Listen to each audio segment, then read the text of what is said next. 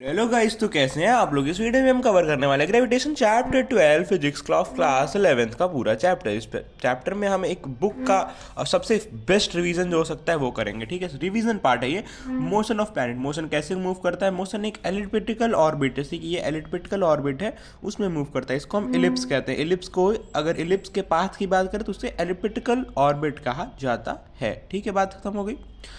ये इसमें बताया है कि इसमें कुछ खास नहीं दिया। इस सेक्शन में ये हम ऐसे बुक से आपको पढ़ाएंगे ना कि सारे रिवीजन हो जाएगा। इस सेक्शन में कुछ खास नहीं दिया है। इस सेक्शन में दिया है कि ठीक है, सारे प्लैनेट जो है एक एलिप्टिकल ऑर्बिट में मूव करते हैं और जो सन होता है वो बीच में होता है। यानी सन बीच और इलिप्स का जो बीच होता है वो दो होता है। एक ये होता है फोकस और एक ये फोकस होता है। यानी sun at either on this focus और ऑन दिस फोकस। ठीक है, बात खत्म हो गई। और सन के जो सबसे नज़दीक प्लैनेट रिवॉल्व करता है उसको हम कहते हैं मरकरी। और सबसे लास्टेस्ट में जो रिवॉल्व करता है उसको हम कहते हैं जुपिटर। सेकंड सेकंड हम आ जाते हैं Kepler's law of planetary motion में। Kepler's law of orbit, law of area, law of period. Law of orbit क्या कहता है? All planets move around the sun in elliptical orbit having the sun at one of the focus of to orbit. ये मैंने आपको बता चुका है। यही केपलर का पहला लॉ भी है। दूसरा लॉ क्या है? A line joining any planet to the sun sweeps out equal area in equal time, that is relationship with planet remains constant. मुझे तो लगता है 11th में आगे आपको पढ़ना तो आ ही गया होगा। मैं बिना पढ़े बस कंसेप्ट समझाता हूँ। लॉ ऑफ एरिया कहता है कि यहाँ से यानी प्लैनेट से जो दो लाइन हम पास कराएं और ऑर्बिट को, वो इक्वल एरिया कवर करेगा इक्वल इंटरवल ऑफ टाइम में। ठीक है, यानी यहाँ पे हम करें या यहाँ पे हम करें उतने सेकेंड में जितना वो करता है। यानी अगर हम एक लाइन यहाँ बना दें और फिर प्लैनेट को कहें बाबू तुम चलो, फिर जब तक वो घूमेगा, ठीक है, और एक सेकेंड बाद फिर उस प्लैनेट को रोक के वहाँ से उसी पॉइंट से फिर एक बनाए, तो वो जो एरिया होगा, जैसे कि ये एरिया बना है, वो हमेशा कांस्टेंट रहेगा। यानी बी ए का जो एरिया है वो सी डी के एरिया के कांस्टेंट रहेगा। ठीक है। लॉ ऑफ पीरियड क्या होता है? The square of period revolution of any planet around the sun is directly proportional to the cube of its mean distance. यानी कि जो एक इसको रोटेट करने में जितना टाइम लगता है उसका स्क्वायर जो है इसके मीन डिस्टेंस यानी जो ये है और ये है, इसका जो मीन डिस्टेंस होगा उसके क्यूब के प्रोपोर्शनल है, डायरेक्टली प्रोपोर्शनल है। ठीक है, तो T square proportional to R cube. Proportionality को उठाने के लिए हम के ले आदि, के फॉर कार्तिक नहीं, के फॉर प्रोपोर्शनैलिटी कांस्टेंट। यहाँ पे हम होता है टी स्क्वायर बराबर के आर क्यूब। बात खत्म, बात खत्म। बस इतना ही केपलर भैया ने बताया। केपलर भैया ने न्यूटन का दिमाग खोल दिया। एक चीज हम जानते हैं, conservation of idea. Ideas can nether be created nor be destroyed, यानी कि every idea comes from pre existing ideas. तो ठीक है, केपलर ने इसी आइडिया से एक आइडिया डेवलप किया। क्या आइडिया डेवलप किया? कि भैया आप कह रहे हो कि ये होता है, मैं जा और आपने मुझे कभी बताया है, यानी न्यूटन भी ऐसा कहते हैं कि आपने मुझे एक बार और बताया था कि जब भी कोई बॉडी ऐसे घूमती है कहीं पे, ठीक है, वो क्या कहते हैं, रिवॉल्यूशन करती है, तो आपने मुझे एक बात बताया था। बोला क्या बताया था? मैंने बोला था कि आपने बोला था कि एफ बराबर M V square by R, यानी ये सेंट्रीपिटल फोर्स में भी इसके ऊपर वर्क करता है। एफ बराबर, आखिर ये गोला ऐसे ही क्यों घूम रहा है, बाहर क्यों नहीं जा रहा है, कहीं और क्यों नहीं जा रहा है? क्यों? कहीं ना कहीं तो सेंटर पे दोनों फोकस के फोर्स लग रहा होगा। फोर्स क्या है? एफ बराबर एम वी स्क्वायर बड़े आर। एफ बराबर एम वी स्क्वायर बड़े आर। बस बात इतनी सी है।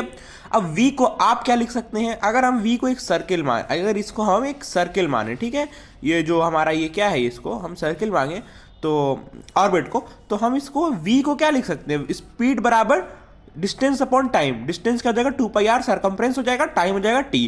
तो f बराबर 2 पाई आर बाई टी का स्क्वायर बाई आर लिख सकते हैं कि नहीं लिख सकते हैं? इसको लिख ही सकते हैं।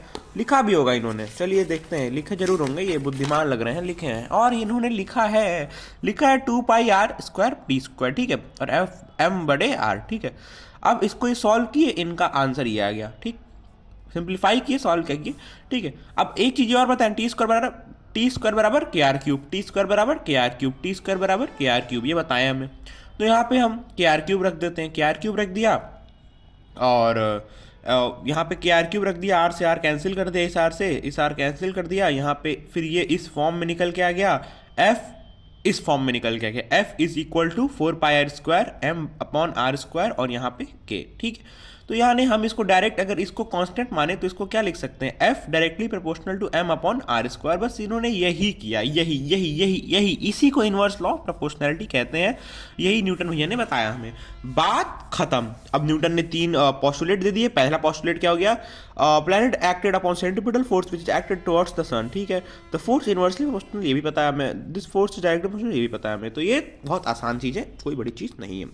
Newton universal law of gravitation, ये आपसे 11th में कोई नहीं पूछेगा, आप ऐसे डायरेक्ट याद करिए क्योंकि 9th में इसका प्रूफ आता है, ठीक है। Gm1m2 upon R square, Gm1m2 upon R square, ये होता है क्या कहते हैं, एफ को कैलकुलेट करने का फॉर्मूला। यानी एफ को कैलकुलेट का फॉर्मूला ये भी हो सकता है, ये भी हो सकता है, और लेकिन हम ज़्यादातर ये यूज़ करते हैं। समझ में आ रही बात आपको, समझ में आ रही है बात आपको, ठीक है।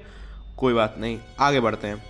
क्योंकि ये करते क्या है, यहाँ पे एक और m ले लेते हैं, क्योंकि जब हम जान रहे हैं कि डायरेक्टली प्रोपोर्शनल होता है m के, तो एक और m लेने में क्या जाता है, एक और m ले लेते हैं, फिर ये जो वैल्यू बचती है उसको नंबर में क्या कहते हैं, नंबर में कंपेयर कर देते हैं एक्सपेरिमेंटली, और नंबर में कंपेयर करेंगे तो इनका वही कैपिटल G के बराबर में आता है, और G की वैल्यू जो है हमें इसी टेक्स्ट बुक में आगे कहीं देखने को मिलेगी। तो मैं आगे बढ़ता हूँ, ठीक है।